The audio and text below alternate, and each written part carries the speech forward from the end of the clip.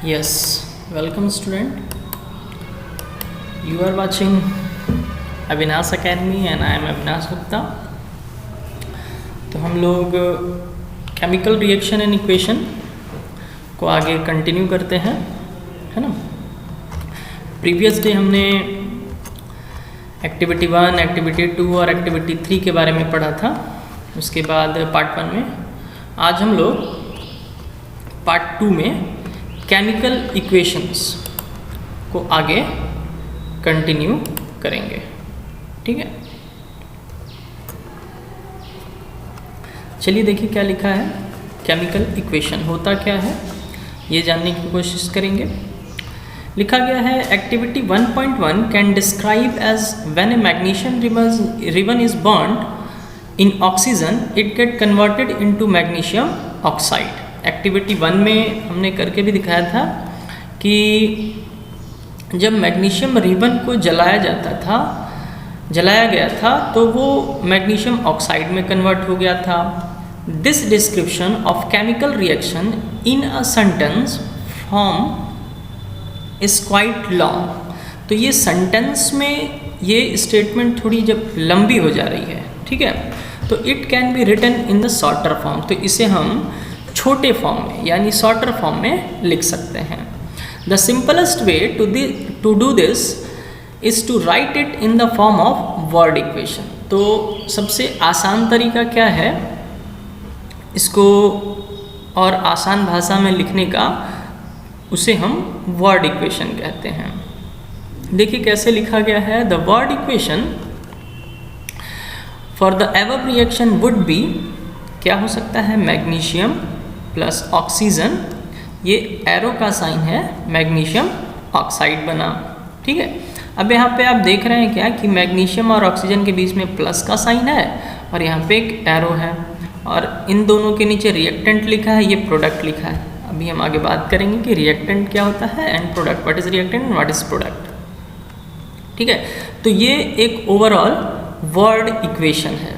अब जैसे ये कहना है हमें कि magnesium is a ribbon, sorry, when a magnesium ribbon is burned in oxygen it get converted to magnesium oxide। ये सेंटेंस जो है थोड़ा ज़्यादा बड़ा हो जा रहा है, तो इसे सिंपलेस्ट फॉर्म में, सिंपलेस्ट वे में लिखने का तरीका हमारा वर्ड इक्वेशन है, उसे हम इस तरह से लिख सकते हैं। The sentence that undergo chemical change in reaction 1.1, ये 1.1 है, मैग्नीशियम और ऑक्सीजन्स आर द रिएक्टेंट। तो मैग्नीशियम और ऑक्सीजन को हम क्या कह रहे हैं, रिएक्टेंट कह रहे हैं, और मैग्नीशियम ऑक्साइड को क्या कह रहे हैं, प्रोडक्ट कर रहे हैं, ठीक है। अब उसके आगे क्या लिखा है। The word equation shows change of reactant to product through an arrow placed between them and the reactant are written on the left hand side, जिसको LHS कहते हैं, with a plus sign between them. Similarly, product are written on the right hand side, RHS, with a plus sign between them and the arrow point toward the product and shows the direction of reaction। अब यहाँ पे ये बता रहा है कि left hand side में, यानी ये जो एरो है, एरो के लेफ्ट हैंड साइड में जो भी प्रोडक्ट है, जो भी आपको यहाँ पे दिखाई दे रहा है केमिकल्स, वो रिएक्टेंट कहलाएंगे, और एरो के राइट हैंड साइड में वो आपका प्रोडक्ट कहलाएगा। यहाँ पे तो दो रिएक्टेंट है तो दोनों के बीच में प्लस हो रहा है, साइन दिखलाया गया है, और अगर एक रिएक्टेंट है तो सिंपली यहाँ पे मैग्नीशियम ऑक्साइड रहेगा, और अगर एक से अधिक प्रोडक्ट बनता है तो जैसे यहाँ पे प्लस रखा गया है उसी तरह से यहाँ पे भी प्लस के फॉर्म में उसको आगे लिखेंगे, ओके। अब आगे देखिए क्या लिखा है, राइटिंग ए केमिकल इक्वेशन। तो ये तो हमारा था वर्ड इक्वेशन, ये क्या था बच्चों, वर्ड इक्वेशन। अब है राइटिंग ए केमिकल इक्वेशन, कि अब केमिकल इक्वेशन को हम कैसे लिखेंगे, ठीक है ना। तो इसको, ये एक साथ नहीं आ रहा ना, चलिए ठीक है। तो अब देखिए, is there any other shorter way for representing a chemical equation. Yes, कह रहा है कि क्या और कोई तरीका है केमिकल इक्वेशन को और छोटे में लिखने का। तो यस, तो वो था हमारा वर्ड इक्वेशन और ये था सिंबॉलिक। अब ये है जो हमारा, ये सिंबॉलिक रिप्रेजेंटेशंस है, ठीक है। Chemical equation can be made more conscious and useful if we use chemical formula instead of word। कह रहा है कि केमिकल फॉर्मूला यूज़ करें वर्ड के स्थान पर, वर्ड के जगह पे। ए chemical equation represent a chemical reaction. Chemical equation क्या बतलाता है, क्या रिप्रेजेंट करता है? केमिकल रिएक्शन रिप्रेजेंट करता है। If you recall formulae of magnesium oxygen and magnesium oxide the above word equation can be written. तो वहाँ पे मैग्नीशियम वर्ड में लिखा था, यहाँ Mg सिंबल यूज़ करेंगे मैग्नीशियम के लिए, ठीक है। ऑक्सीजन के लिए O2 यूज़ करेंगे और मैग्नीशियम ऑक्साइड के लिए MgO। तो ये आपका एक केमिकल इक्वेशन बन गया in the form of formula, formula के फॉर्म में, ठीक है।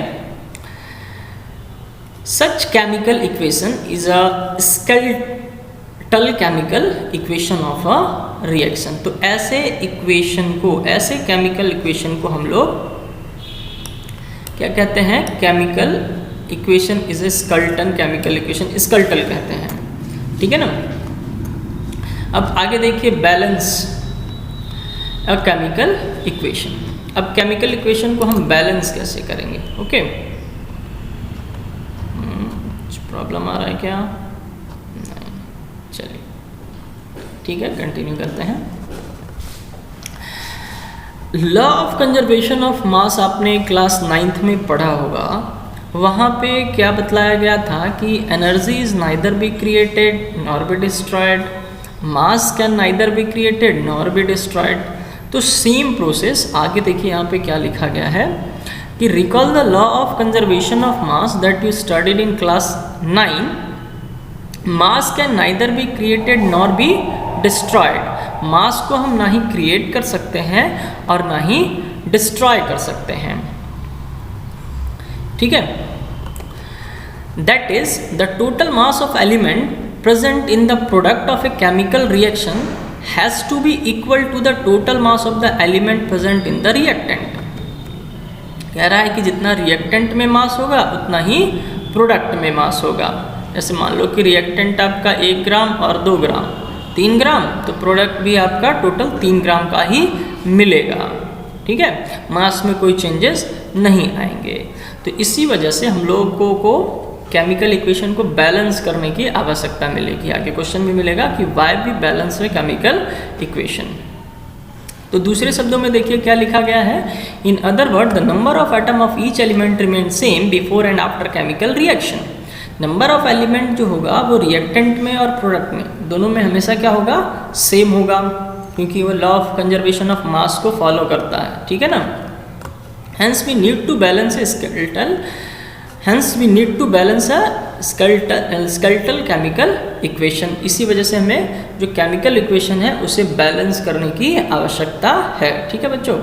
तो अब जैसे क्वेश्चन आएगा कि why we need to balance a chemical equation, तो यही लिखेंगे the number of atom of each element remain the same before and after chemical reactions, hence we need to balance a chemical equation. अब जैसे देखिए यहाँ पे एक word equation है, ठीक है। वर्ड इक्वेशन क्या है? जिंक प्लस सल्फ्यूरिक एसिड दोनों रिएक्ट करेगा और क्या बनाएगा? जिंक सल्फेट और हाइड्रोजन गैस। तो ये तो हो गया वर्ड इक्वेशन। अब इसको सिंबल के फॉर्म में कैसे लिखेंगे?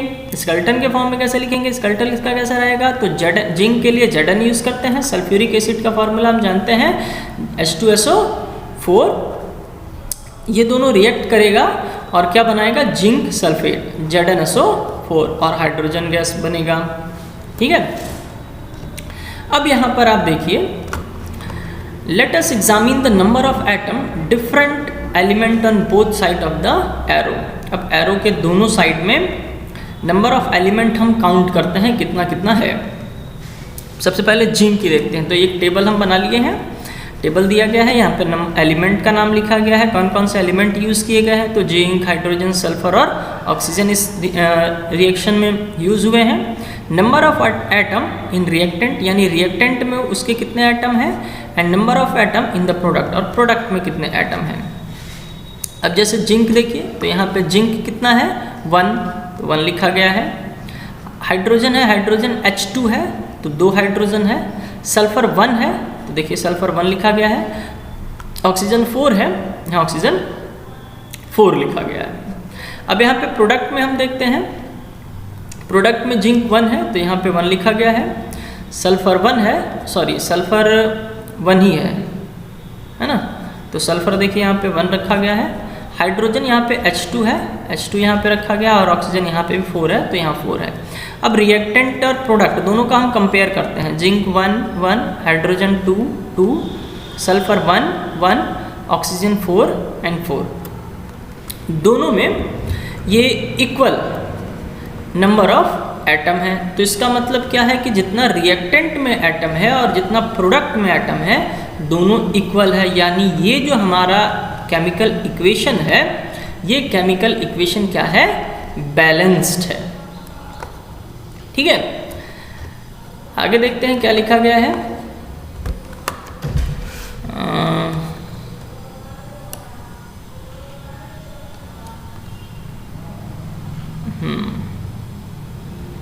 अब यहाँ पे as the number of atom of each element is the same on both side, hence it is a balanced chemical equation. अब दूसरा एक इक्वेशन हम ट्राई करते हैं। यहाँ पे देखिए आयरन है, वाटर के साथ रिएक्ट कर रहा है, H2SO4 Fe3O4 बना रहा है और हाइड्रोजन गैस लिबरेट हो रहा है। ठीक है, तो अब स्टेप 2 में देखिए, स्टेप 2 नहीं, ये केमिकल इक्वेशन दिया हुआ था।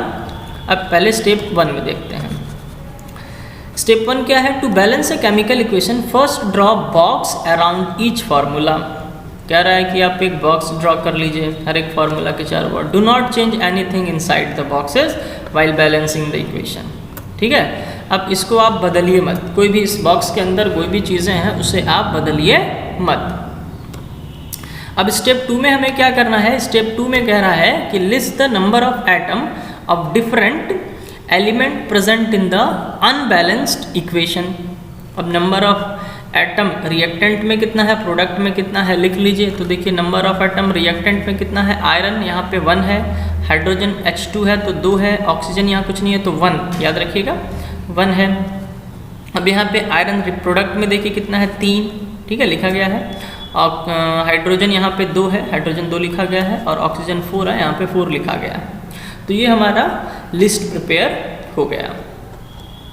ठीक है ना।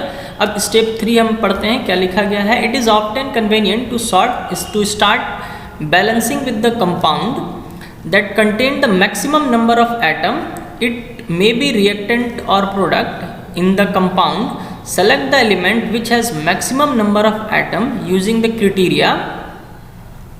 We select Fe3O4 and element oxygen in it.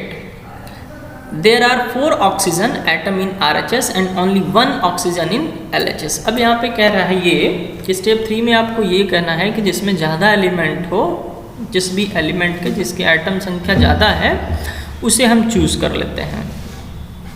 ठीक है ना। तो Fe3O4 चूज़ किया, उसमें से ऑक्सीजन की संख्या ज़्यादा है। ऑक्सीजन की संख्या यहाँ कितनी है, 4, प्रोडक्ट में है, रिएक्टेंट में कितना है भाई, तो 1। ठीक है। तो हालांकि जब बैलेंस हम करेंगे तो इतना ज़्यादा लिखने की आवश्यकता नहीं है जितना ये बताया जा रहा है। ठीक है, उसको डायरेक्ट आप कर सकते हैं। तो पहले यहाँ पे रिएक्टेंट में हम 4 से इंटू कर दिए। ठीक है, H2O देखिए यहाँ पे है तो H2O में 4 से मल्टीप्लाई कर देंगे और प्रोडक्ट वाले को रिमेंड सेम ही रहने देते हैं। तो देखिए अब उसके बाद यहाँ पे 4 था, हमने यहाँ पे 4 लिख दिया। अब यहाँ पे देखो 4 1 जा 4 हो गया तो ऑक्सीजन 4 है और यहाँ पे भी ऑक्सीजन 4 है, यानी ऑक्सीजन अभी बैलेंस हो गया। अब दूसरा देखिए हाइड्रोजन। हाइड्रोजन अब यहाँ पे कितना हो गया, 4 2 जा 8 हो गया और यहाँ पे हाइड्रोजन कितना है, 2 ही है। तो अब अगले स्टेप में क्या करेंगे, स्टेप 4 में हाइड्रोजन 2 है तो 2 में क्या मल्टीप्लाई करेंगे, 4 हो जाए तो 4 से 2 में क्या मल्टीप्लाई करेंगे, 8 हो जाए तो 4 से मल्टीप्लाई कर दिया हमने यहाँ पे तो 8 हो जाएगा हाइड्रोजन। तो नेक्स्ट स्टेप में देखिए हमने यहाँ पे 4 रख दिया तो अब यहाँ पे 4H2O और यहाँ 4H2 हो गया। आगे नेक्स्ट स्टेप, स्टेप 5 में अब हमें क्या बैलेंस करना है, आयरन। अब आयरन देखिए रिएक्टेंट में हमारा 3, प्रोडक्ट में हमारा 3 है और रिएक्टेंट में सिर्फ 1 है तो हम रिएक्टेंट में 3 से मल्टीप्लाई कर दिए तो 3Fe हो गया। ठीक है, तो फाइनली ओवरऑल जो रिएक्शन है आपका वो इस तरह से आ रहा है, 3Fe + 4H2O, Fe3O4 + 4H2। अब हम चेक करते हैं कि क्या ये बैलेंस्ड है कि नहीं। तो देखो यहाँ पे रिएक्टेंट में 3 आयरन है, प्रोडक्ट में भी 3 आयरन है, हाइड्रोजन 4 2 ज़ा 8, यहाँ पे है भी हाइड्रोजन 4 2 ज़ा 8 और ऑक्सीजन 4 1 ज़ा 4 और यहाँ पे ऑक्सीजन 4 है। तो इस तरह से ये आपका रिएक्टेंट और प्रोडक्ट का नंबर ऑफ एटम जो है बैलेंस्ड हो गया। तो this equation now you called balanced chemical equation. और बच्चों इस मेथड को हीट एंड ट्रायल मेथड कहते हैं। हीट एंड ट्रायल मेथड कहते हैं, कहने का मतलब है कि आप कहीं से भी स्टार्ट कर सकते हैं, लेकिन बेसिकली हम लोग पहले हाइड्रोजन को फिर ऑक्सीजन को बैलेंस करते हैं, फिर मेटल्स को बैलेंस करते हैं, ठीक है ना। तो इसमें कोई पर्टिकुलर रूल नहीं है। इस मेथड को हीट एंड ट्रायल मेथड कहते हैं और इसमें कोई पर्टिकुलर रूल नहीं है कि इसी मेथड से आपको बैलेंस करना है, ठीक है। अब इसके बाद कह रहा है कि स्टेप 7 में हमके उसके फिजिकल स्टेट को लिखना है, writing symbol of physical state. तो आयरन क्या है भाई, तो आयरन सॉलिड के फॉर्म में है तो S लिख दिए। H2O यहाँ पे जो है H2O मॉइस्चर के साथ, आयरन जो है मॉइस्चर के साथ, तो मॉइस्चर किस फॉर्म में होता है, गैस फॉर्म में, तो वहाँ गैस है ना। तो H2O यहाँ पे वाटर नहीं है, H2O यहाँ पे लिक्विड के फॉर्म में नहीं है, तो गैस के फॉर्म में, तो यहाँ G लिख देंगे ताकि उससे पता चल रहा है कि ये H2O जो है किस स्टेट में है, तो उसका फिजिकल स्टेट क्या है, गैस है। और उसके बाद Fe3O4 जो बनेगा हमारा वो सॉलिड फॉर्म में रहेगा और हाइड्रोजन लिबरेट होगा, यानी हाइड्रोजन गैस के फॉर्म में लिबरेट होगा, तो वो G। तो यहाँ पे S और G जो है वो उसके फिजिकल स्टेट को रिप्रेजेंट करता है, ठीक है। तो अगर ये लिख देते हैं तो हमें ये इंफॉर्मेशन मिलता है कि रिएक्टेंट किस फिजिकल स्टेट में है और प्रोडक्ट हमारा किस फिजिकल स्टेट में मिला, ठीक है। अब आगे आते हैं, अगर टेम्परेचर और प्रेशर हम यूज़ उसमें कर दें, sometime the reaction condition such as temperature and pressure and catalyst etcetera for the reaction are indicate the above, मतलब और इंफॉर्मेशन, अगर हम और इंफॉर्मेशन देना चाहें केमिकल इक्वेशन में तो सम प्रेशर और टेम्परेचर हम उसमें इंक्लूड कर देते हैं। जैसे यहाँ पे कार्बन मोनोऑक्साइड है CO, गैसियस स्टेट में है और हाइड्रोजन भी गैसियस स्टेट में है। इन दोनों का रिएक्शन 340 एटमॉस्फेरिक प्रेशर, तो ये हमारा प्रेशर इंडिकेट कर रहा है। तो ये एक एक्स्ट्रा इंफॉर्मेशन हमें मिल रहा है इस रिएक्शन में कि 340 एटमॉस्फेरिक प्रेशर पे रखा गया, ठीक है। तो मिथाइल अल्कोहल बन रहा है, ठीक ना। और ये देखिए L बना है, तो ये L लिक्विड स्टेट में है। फिर दूसरा CO2 है ना, H2O के साथ रिएक्ट किया in the presence of sunlight and chlorophyll, तो ये फोटोसिंथेसिस का रिएक्शन है कि 6 mole of CO2 react with 12 mole of H2O in the presence of sunlight and chlorophyll, कि 1 mole of glucose in aqueous form, और O2 भी मिलेगा aqueous form में और H2O जो है लिक्विड के फॉर्म में मिलेगा। तो ये एक केमिकल इक्वेशन है, बैलेंस्ड केमिकल इक्वेशन है, और इससे हमें उसके फिजिकल स्टेट के भी बारे में इंफॉर्मेशन मिल रहा है। टेम्परेचर प्रेशर यूज़ हो रहा है, तो यहाँ पे देखिए सनलाइट यूज़ किया जा रहा है और कैटलिस्ट यहाँ पे क्लोरोफिल की तरह काम कर रहा है। तो ये सारे इंफॉर्मेशन हमें वहाँ से मिल रहे हैं, इस इक्वेशन से मिल रहे हैं, ठीक है। आइए अब इसको हम एक नोट्स हमने इसका एक तैयार करके रखा है, उसे देख लेते हैं। जैसे देखिए केमिकल इक्वेशन क्या है, chemical equation is a symbolic representation of the reactant and the product using their chemical formula. Chemical formula का इस्तेमाल करके हम लोग केमिकल इक्वेशन लिखते हैं। Chemical equation are way of describing a chemical reaction. Chemical equation क्या है, एक तरीका है जिससे हम लोग केमिकल रिएक्शन को डिस्क्राइब करते हैं। फीचर्स क्या क्या हैं, तो यहाँ पे देखिए for example A + B react करके बनाया C + D, तो A and B are reactant and C and D are product. The reactant are written on the left side, बताया था of the arrow, and the product are written in the right side. The arrow show the direction of the reactions and the optimum conditions that are required for the reaction to take place are generally written above और below the arrow mark. कहने का मतलब वही जो temperature और pressure जो था वो आप वहाँ पे लिख सकते हैं, ठीक है। अब यहाँ पे सॉलिड के लिए S यूज़ करेंगे, लिक्विड के लिए L और गैस के लिए G यूज़ करेंगे और एक्वस के लिए AQ यूज़ करेंगे एक्वस सॉल्यूशन के लिए। ठीक है, और ये अपवर्ड और डाउनवर्ड डायरेक्शन भी हम लोग यूज़ करेंगे। And arrow pointing downward indicate that the product is a precipitate. अगर एरो नीचे की तरफ रहता है तो हमें ये समझना है कि जो प्रोडक्ट बना है वो प्रेसिपिटेट है, और अगर एरो ऊपर की तरफ बना है तो प्रोडक्ट जो है वो गैसियस है। ठीक है, अब यहाँ पे वर्ड इक्वेशन क्या है? Word equation are the way explaining chemical reaction using the name of the substance involving word equation are the way of explaining chemical reaction using the name of the substance involved, उसका नाम उसमें involve हो। No symbol और numbers are used in the word equation. Word equation में symbol नहीं use किया जाता है, नंबर नहीं यूज़ किया जाता है। Symbol equation use the chemical formula of the reactant and the product with their elemental symbols to represent them in a chemical reaction। फिर से वही चीज़ है, मैग्नीशियम है, ऑक्सीजन है, मैग्नीशियम ऑक्साइड बना तो ये वर्ड इक्वेशन है, ये दोनों रिएक्टेंट कहलाएगा, ये प्रोडक्ट कहलाएगा, और ये इसका सिंबल इक्वेशन है। ठीक है, अब ये बैलेंस्ड नहीं है। जब यहाँ पे हम लोग 2 है ना, तो यहाँ पे 2 और यहाँ पे 2 Mg + O2 + 2 Mg हो, तब ये बैलेंस हो जाएगा। ओके, तो ये तो बता ही चुके हैं। चलिए मूव करते हैं अब एक्सरसाइज की तरफ। इन टेक्स्ट क्वेश्चन, ठीक है, ब्लू क्वेश्चन इसे हम कहते हैं। ब्लू क्वेश्चन पहला है क्या? Why should A magnesium ribbon be cleaned before burning in air.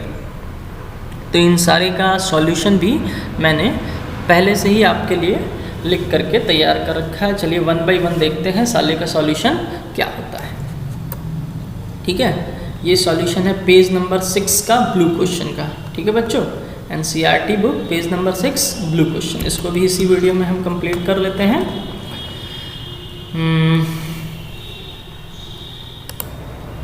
Yes, देखिए क्या लिखा है। पहला क्वेश्चन क्या है? Why should A magnesium ribbon be clean before burning in air. Magnesium ribbon activity 1.1 में हमने बताया था कि पहले मैग्नीशियम रिबन को सैंड पेपर से रब करके क्लियर कर लेंगे। ओके, क्यों क्लियर करेंगे भाई, क्या ज़रूरत है? तो सॉल्यूशन देखिए, magnesium ribbon is reactive metal but its reactivity is partially inhibited because its react with oxygen in the air to form a layer of magnesium oxide in the magnesium ribbon. तो क्या होता है, magnesium ribbon जो होता है वो थोड़ा reactive होता है, तो उसे ओपन खुले में रखा है तो एयर के कांटेक्ट में आया तो उसके उस मैग्नीशियम रिबन के ऊपर एक मैग्नीशियम ऑक्साइड का लेयर आ जाता है। ठीक है, जिस वजह से एक कवर मैग्नीशियम ऑक्साइड का लेयर आ गया।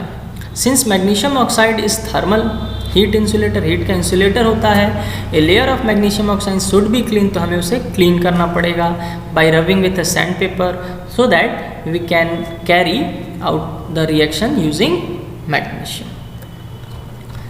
Using pure magnesium. आगे आइए, सेकंड क्वेश्चन क्या लिखा है? Right the balanced equation for the following reaction. इसका बैलेंस, तो ये देखिए वर्ड फॉर्म में लिखा है, वर्ड इक्वेशन सबका लिखा गया है, उसका सिंबॉलिक रिप्रेजेंटेशन हमने इसका स्केलेटन लिखना है और फिर उसके बाद बैलेंस भी करना है। तो हाइड्रोजन है H2, क्लोरीन है तो Cl2 और हाइड्रोजन क्लोराइड है तो HCl।